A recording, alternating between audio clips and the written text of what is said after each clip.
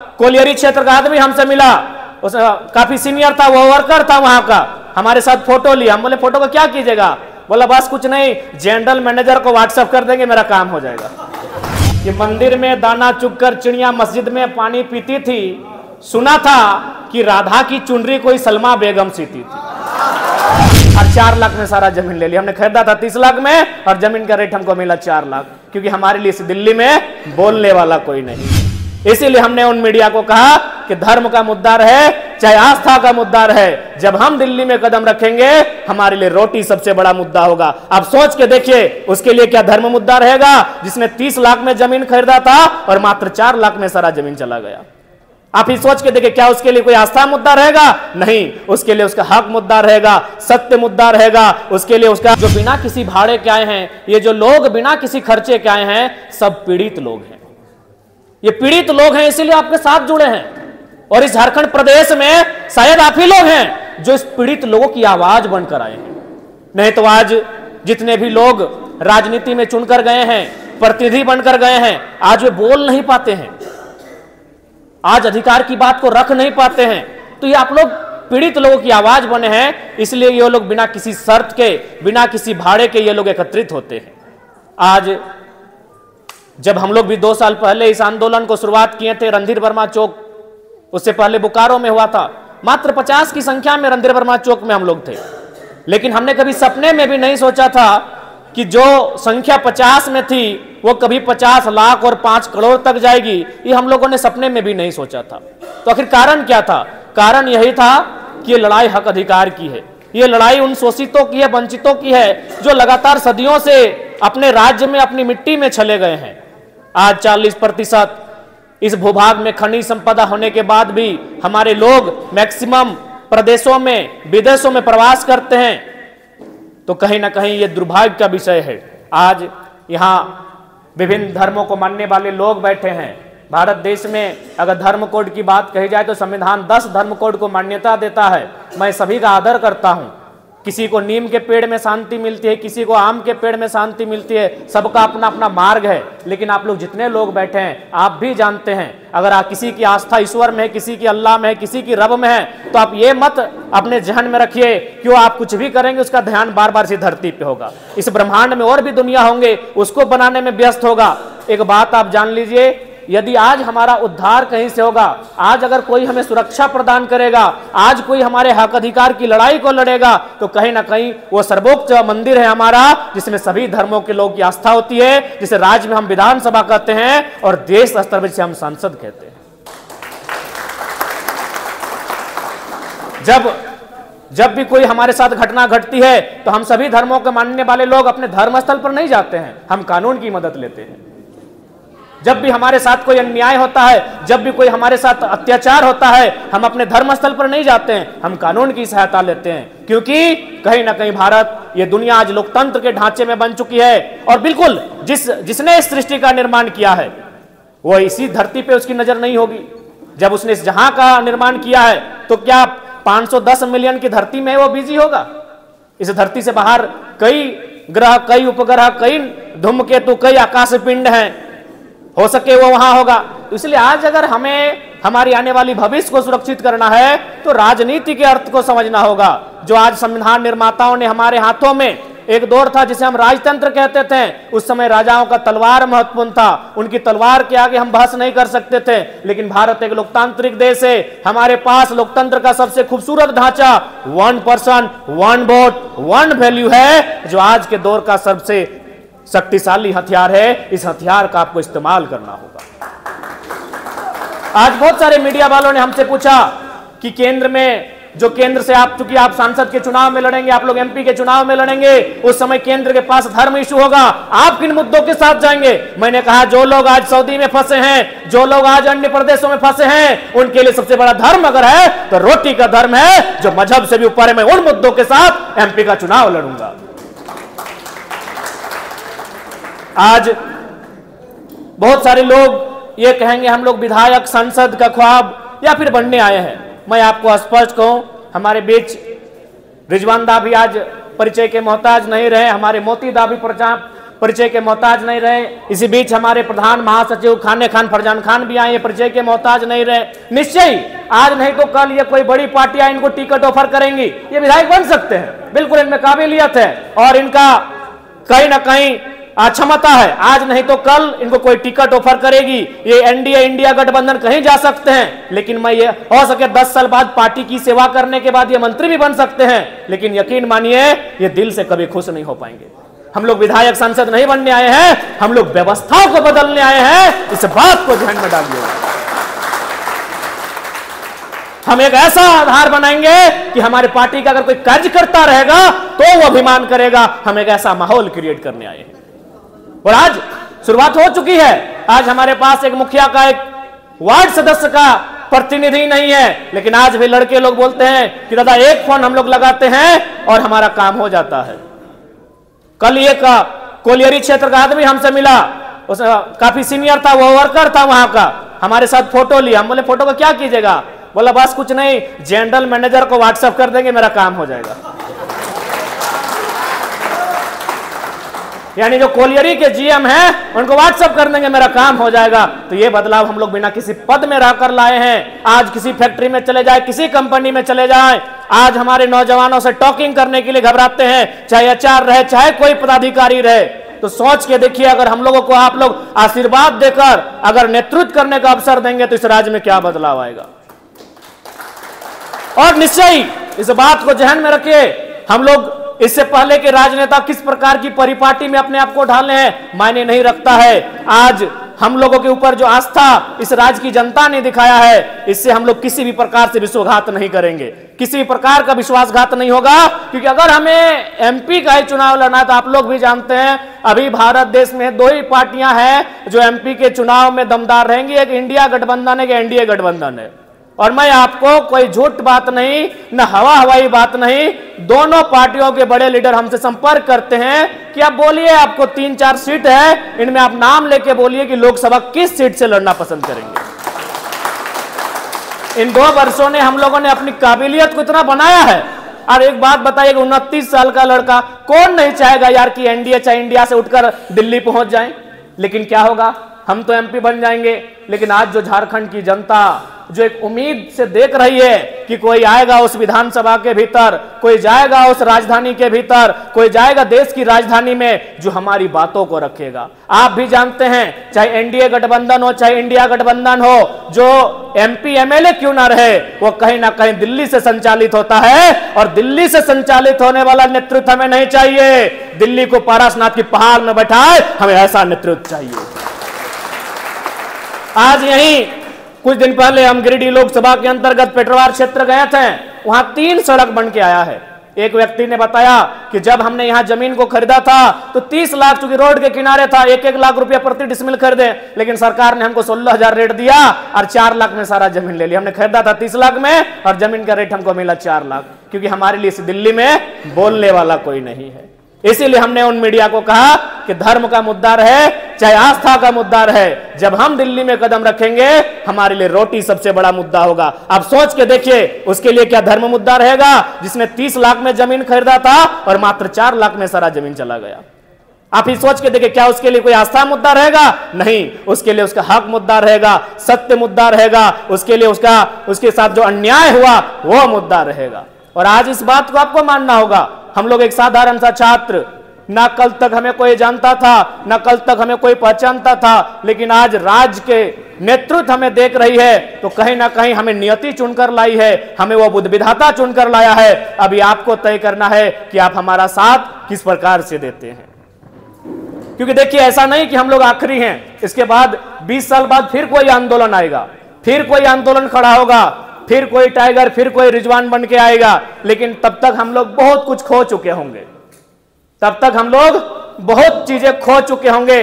क्या पता हमारे जल, जमीन, जंगल, हमारे खेत खलिहान कहां तक खो चुके होंगे, इसका कोई अनुमान नहीं है। इसलिए मैं ये नहीं कह रहा हूं कि हम लोग आखिरी हैं इसके, लेकिन हाँ, आंदोलन का एक पीरियड होता है। 5 साल में आंदोलन नहीं होता है, 2 साल में आंदोलन नहीं होता है। एक बड़ा आंदोलन जब भी होता है, जब भी कोई राज्य में व्यापक आंदोलन होता है, कम से कम 15 से 20 साल का गैप होता है। उतने दिनों बाद जब फिर कोई नया आंदोलन खड़ा होगा, पता नहीं हम लोग क्या खोने की स्थिति में रहेंगे। इसलिए आज समय की मांग को, नियति की पुकार को, उस ऊपर वाले की रजामंदी को देखते हुए झारखंड के युवाओं के हाथों में आप बागडोर को देने का काम करें। और उम्मीद करते हैं 2024 में अगर हम लोग मजबूत होते हैं तो अपने राज्य सरकार की शक्तियों का उपयोग करते हुए इस राज्य में एक ऐसा वातावरण, एक ऐसा माहौल बनाएंगे कि एक आम व्यक्ति तक वास्तव में हक अधिकार की लड़ाई सार्थक रूप से पहुंचाई जा सके।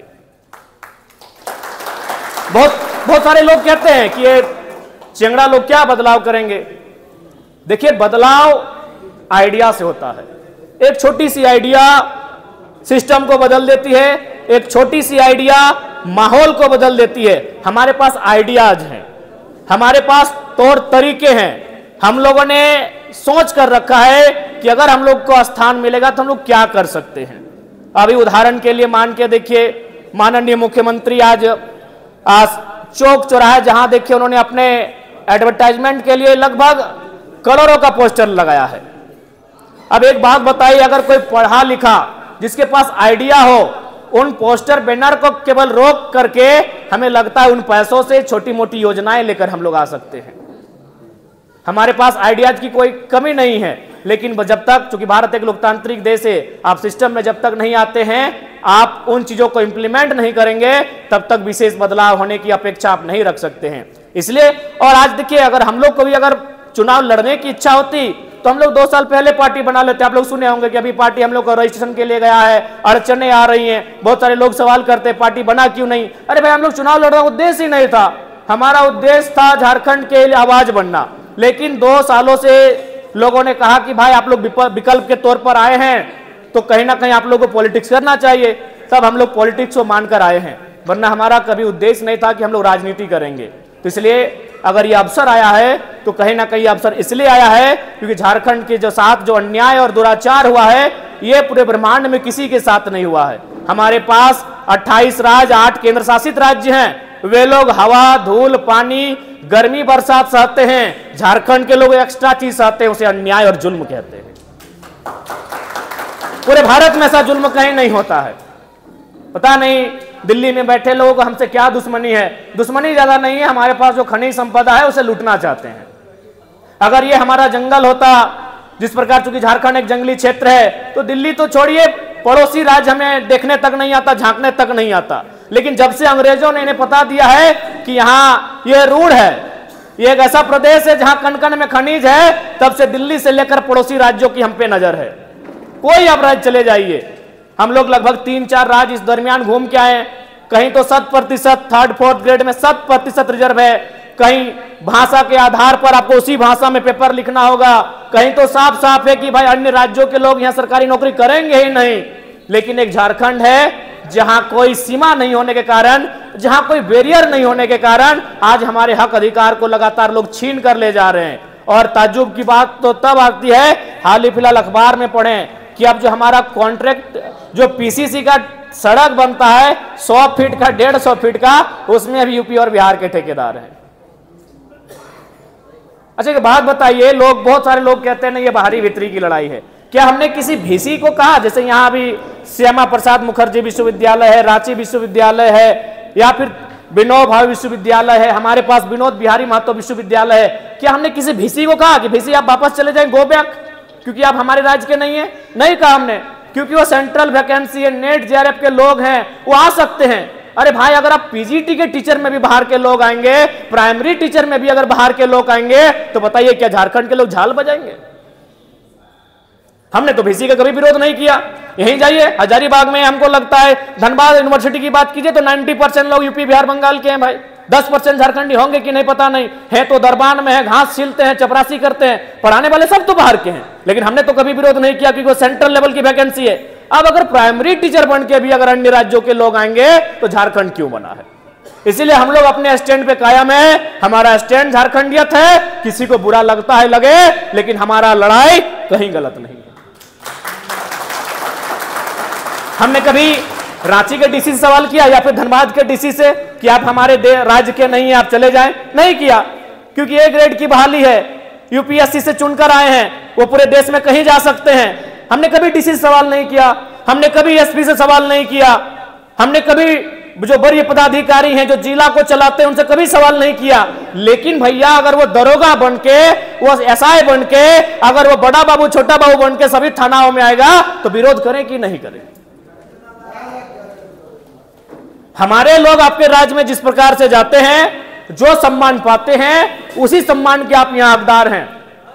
हमारे लोग महाराष्ट्र में भी हैं, हमारे लोग तमिलनाडु में भी हैं, हमारे लोग कर्नाटका में भी हैं, हमारे लोग गुजरात में भी हैं, हमारे लोग हैदराबाद में भी हैं। तो हमारे राज्य के लोग बाकी राज्यों में जो सम्मान, जो हकदार पाते हैं, आप उसके हकदार हैं, क्योंकि भारत एक संवैधानिक देश है। लेकिन आप ये कहेंगे कि सर्वे सर्वा अगर आप रहेंगे और अगर हम लोग चुपचाप रहेंगे तो ये गलत बात है। इसलिए आज झारखंड के जनमानस को इस विषय में गंभीर होकर सोचना होगा। और आज ये लड़ाई इसी बात की है कि आज सभी अपने वोट के पावर को समझे, अपने वोट की वैल्यू को समझे, और इस बार जो चुनाव हो, जिनको मतदान देते हैं उनसे सवाल करें। आज चूंकि रिजवान दा बता रहे थे कि नहीं, हमारे साथ गिरिडीह से, बगोदर से बहुत सारे साथी आएंगे, और स्वाभाविक मैं देख भी पा रहा हूं, मैं पहचान भी पा रहा हूं। जहां तक बगोदर का सवाल आता है, बगल में बिशुनगढ़ है, उसके बगल में डुमरी है, उसके बगल में नावाडी है। सबसे ज्यादा अगर प्रवासी मजदूर कहीं से हैं तो बगोदर से हैं, बिशुनगढ़ से हैं। तो भाई जिस राज्य में 40% खनिज संपदा, अगर वहां के लोग पलायन करेंगे, कारण क्या है? न एक नीति का, नीति क्यों नहीं बन रही है, न नेताओं की नीयत ठीक नहीं है। जिस दिन हमारे नेताओं की नीयत ठीक हो जाएगी, इस राज्य में नीति बनेगी, और जो लोग पलायन कर रहे हैं कम से कम संख्या में पलायन करेंगे और अपने राज्य में ही रोजी रोजगार करेंगे। भला कौन चाहता है कि बूढ़ी मां बगोदर में और बेटा सऊदी में, बूढ़ा बाप बिशुनगढ़ में और बेटा कुवैत में, नई नवेली दुल्हन डुमरी में और बेटा सूरत में? कौन चाहेगा भाई? ऐसी व्यवस्था कौन चाहेगा? आखिर इस रोटी की तलाश में ना उसने घर का त्याग किया है, इस रोटी की तलाश में है ना उसने बूढ़े माँ बाप का त्याग किया है। तो क्या हमारे राज्य सरकार में ये कुव्वत नहीं है कि एक पॉलिसी बनाए? हमारे पास अनुमान हजारों हजार कंपनियां हैं, हजारों हजार फैक्ट्रियां हैं। अरे उतना तो छोड़िए, अगर आज के डेट से अगर हमारे लीडर अगर ये प्रण ले लें कि हम लोग फैक्ट्रियों में चंदा नहीं लेंगे, तो मैं पूरे विश्वास के साथ कहता हूं एक एक फैक्ट्री में 100 गो रोजगार आज के डेट से निर्माण हो जाएगा। यानी वो जितना लोगों को पैसा देंगे मंत्रियों को, अगर वो ना लिया जाए तो 100 गो रोजगार होगा। मैं अपनी बात बताता हूं, बहुत सारी कंपनियों में हम जाते हैं तो बोलते हैं काहे आप नेताजी कैसा करते हैं, चलिए आपको 50 लाख देते हैं, रोजगार की बात मत कीजिए। जो लोग आप बोलते हैं कि ज्वाइनिंग करवा दीजिए, उनकी बात मत कीजिए। तो बारीकी से 2 सालों में यह चीज समझ में आया कि अगर इनकी नीयत ठीक हो जाएगी और ये अपना चंदा केवल फैक्ट्री और कंपनियों से ना लें, तो मेरा मानना है एक एक गो फैक्ट्री फिर से ना एवरेज 100 गो रोजगार देगी। तो हमको लगता है बड़ी बड़ी कंपनियां 25 से 30 हजार होंगी, कुल तो 50 से पार होंगी। तो आप गुना भाग करके देख लीजिए कि वन टाइम सिर्फ आज अगर 81 के 81 विधायक और हमारे 20 सांसद अगर ये प्रण ले कि हमें किसी फैक्ट्री में चंदा नहीं लेना है, चाहे वो रोंगटा की फैक्ट्री हो, टाटा की हो, टिस्को की हो, हिंडाल्को की हो, एचईसी की हो, या वेदांता की हो, या बीसीसीएल हो, सीसीएल हो, या ईसीएल हो, या एनटीपीसी हो, उसी दिन से इस राज्य में एक्स्ट्रा 100 को रोजगार एक कंपनी देगी। यानी नियति इनकी ठीक नहीं है, इनकी नीयत ठीक नहीं है। तो इसलिए आज हमें इस गंभीर विषय को सोचना होगा, नहीं तो आने वाली पीढ़ी शायद हमारी बोल भी नहीं पाएगी। आज तो हम लोग बोल लेते हैं, टाटा के खिलाफ बोल देते हैं, वेदांता के खिलाफ बोल देते हैं। आज तो हम लोग भ्रष्ट आईएएस आईपीएस को कटघरे में लाके खड़ा कर देते हैं, सरकार को तो नींद खराब करके रखे हैं, लेकिन आने वाली पीढ़ी बोल भी नहीं पाएगी। इसलिए आज समय की मांग को देखिए, समय की डिमांड को देखिए और इस आंदोलन के महत्व को समझिए। ये आंदोलन एक जाति एक वर्ग का भला करने नहीं आया है, ये आंदोलन तमाम झारखंडी जो हाशिए पे जा रहे हैं, जो डाउन टू अर्थ जा रहे हैं, उनकी एक आवाज बन के आया है। और एक आवाज ही है कि आज इस राज्य में 2 सालों में बदलाव लाके हम लोग खड़ा कर दिए हैं। आप किसी पॉलिटिकल लीडर से मिलिए, वो चर्चा करते हुए हमारा पाए जाएंगे। अरे राज्य की तो छोड़िए, छत्तीसगढ़ से एक मैसेज आया था, इंस्टा में बधाई दिया कि हमारे एक साथी हैं और छत्तीसगढ़ में विधायक बन गए। तो बोले हमको काहे बधाई दे रहे हैं? बोला 6 महीना से उनको खाली आपका ही वीडियो दिखाए हैं।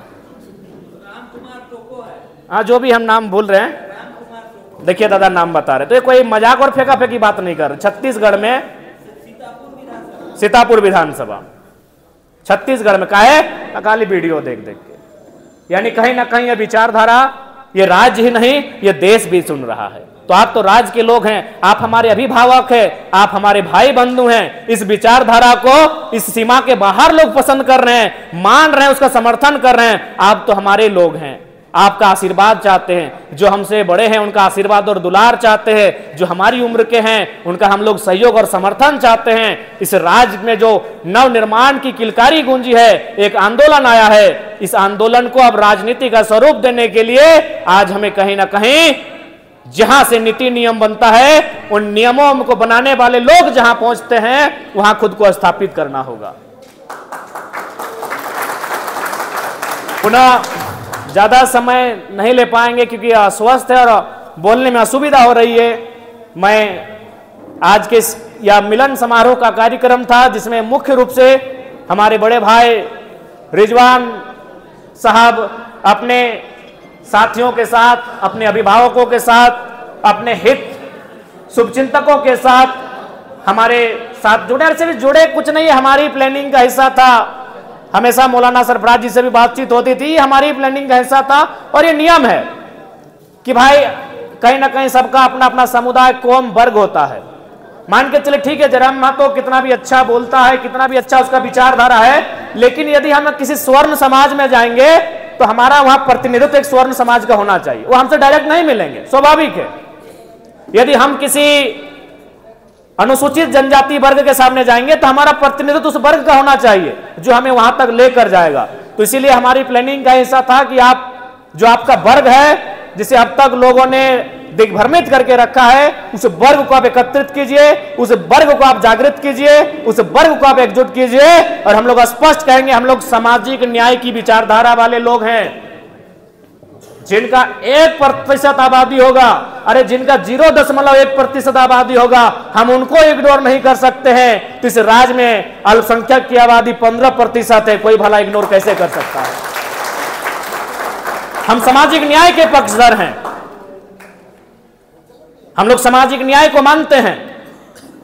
अगर कोई 1% भी है इस राज्य की आबादी में, उससे भी कम है, तो हम लोग उनको साथ लेकर चलेंगे। अल्पसंख्यक वर्ग तो 15% में आता है। और हमने तो अक्सर रिजवानदा से कहा है कि रिजवानदा, आज के डेट में अगर कोई भी झारखंड में पॉलिटिक्स करे बिना MMM के नहीं कर सकता है। सहयोग सबका होगा, लेकिन एक बेस होता है। सहयोग सभी वर्ग का होगा, लेकिन एक बेस होता है। तो इसलिए आज ये हर्ष और उल्लास का विषय है। और अक्सर जो हम पर एक समुदाय, एक वर्ग का, चूंकि ये प्लानिंग है, जब ये आंदोलन को देखा कि इस लड़के का कोई तोड़ नहीं है, इसको पैसा ऑफर करें तो पैसा लेता नहीं है, गाड़ी ऑफर करें तो गाड़ी नहीं लेता है, तब बोल जाए कुर्मी का बेटा है। अब तो देखिए हिंदू मुस्लिम भी करवाता है 2-4 गो लोग। तो देखा कि इसका कोई तोड़ नहीं है, इसे डिगा मने खरीदा नहीं जा सकता है, ये अडिग है, अपने पथ पर अडिग है। तो इसलिए ये भ्रामक बातें आती रही जात को लेकर, तो कभी धार्मिक बातें, अभी ना जाने 24 तक क्या क्या हथकंडे लोग अपनाएंगे, वो तो खैर कहना मुश्किल है। और आज के डेट में जानते हैं IT सेक्टर, बाकी पॉलिटिकल पार्टियों का क्या है, झूठ को सच करने में माहिर कितने हैं ये आप भी जानते हैं। इसलिए जब भी अगर हम लोगों पे संशय लगे, हम लोगों पे सवाल उठे, तो बस इतना याद रखिएगा कि वो लड़का है जिसको डॉक्टर ने सख्त हिदायत दिया है कि 6 महीना बोलना नहीं है, लेकिन हमने ये कहा कि अगर हम चुप हो जाएंगे तो झारखंड चुप हो जाएगा। आज लोग भगवान की माने या ना माने, अपने आराध्य की माने या ना माने, डॉक्टर की मानते हैं। अब आप कहेंगे भाई आप ये क्या बोले कि भगवान की ना माने, खुदा की ना माने? अरे कौन सा धर्म कहता है ठगी करे चोरी करे? सभी धर्मों के नेता तो ठग रहे हैं, चोरी कर रहे हैं कि नहीं? आज 81 में तो सभी धर्मों के नेता हैं, फिर भी राज के साथ ठगी कर रहे हैं कि नहीं? यानी वो भगवान खुदा की नहीं मान रहे हैं, लेकिन डॉक्टर की मानते हैं। हमने डॉक्टर का भी नहीं माना है।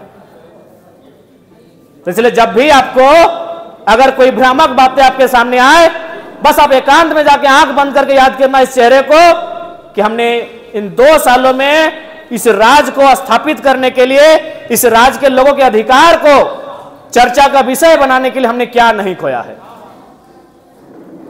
इसलिए ज्यादा ना कहते हुए एक पंक्ति के साथ अपनी बातों को समापन करेंगे।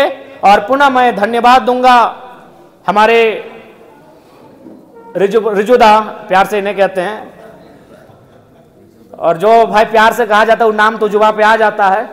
बहुत प्यारे इंसान हैं, हमेशा आदर और प्रेम भाव रहा है। तो आज इनके नेतृत्व में जितने भी लोग हमारे साथ जुड़े उनका आभार करेंगे, धन्यवाद करेंगे।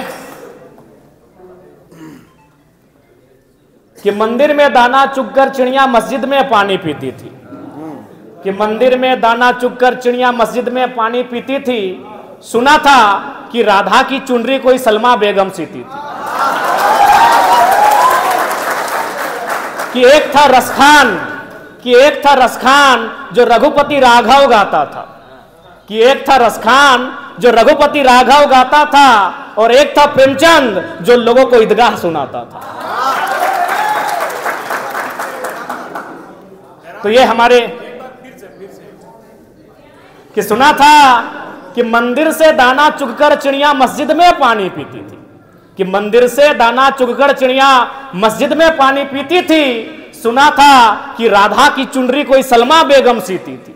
एक था रसखान जो रघुपति राघव गाता था, एक था रसखान जो रघुपति राघव गाता था, एक था प्रेमचंद जो लोगों को ईदगाह सुनाता था। तो ये हमारी माटी की खूबसूरती है। लेकिन कुछ लोग नहीं चाहते हैं कि यहाँ हक की बात हो, कुछ लोग नहीं चाहते हैं कि शोषित वंचितों के अधिकार की बात हो। इसीलिए कभी जात के नाम पर, कभी धर्म के नाम पर, कभी आस्था के नाम पर एक दूसरे को लड़ाने का काम करते हैं। लेकिन एक बात याद रखिए, नफरत फैलाने वालों से ज्यादा मोहब्बत बांटने वालों की संख्या है। इसीलिए इतनी तबाही के बाद भी आज हम एक साथ बैठकर जीने को तैयार होते हैं। तो पुनः आज के इस कार्यक्रम में आदरणीय माननीय श्रद्धेय बड़े भाई रिजवान के नेतृत्व में जितने भी लोग, हमारे अभिभावक हमारे साथ आए, उनका तहे दिल से आभार, जोहार, आदाब, नमस्कार। और उम्मीद करते हैं झारखंड के लोग जिस उम्मीद के साथ हमें देख रहे हैं, उस उम्मीद के लिए हम लोग अपने प्राणों की आहुति तक, अपने आखिरी बूंद जो खून का कतरा होगा, हमारी जो अंतिम सांस होगी, निछावर करेंगे। लेकिन इस राज की माटी से, इस राज के अधिकार से, इस राज के लोगों के विश्वास से किसी प्रकार का समझौता नहीं होगा। ये हम लोग आपको पूर्ण विश्वास दिलाते हैं। तो पुनः आज की कीमती समय निकाल कर आने के लिए सभी मीडिया बंधुओं का धन्यवाद, आपका बहुत बहुत धन्यवाद। क्योंकि लोकतंत्र का चौथा स्तंभ उसकी भूमिका बन जाती है। उसकी भूमिका इसलिए बन जाती है कि जब विधायिका में बैठे लोग एक एक के घर से हजारों करोड़ का राशि मिलता है, जब कार्यपालिका के लोग कोयला के काले धंधे में व्यस्त हो जाते हैं, और जब न्यायपालिका में भी न्याय की उम्मीद टूट जाती है, तब पत्रकारिता का रोल बहुत बड़ा हो जाता है, उनका जिम्मा, उनकी जवाबदेही बड़ी हो जाती है। ऐसे में जितने भी मीडिया हाउस के लोग आए हैं, उनका धन्यवाद, झारखंडी जोहार करते हैं।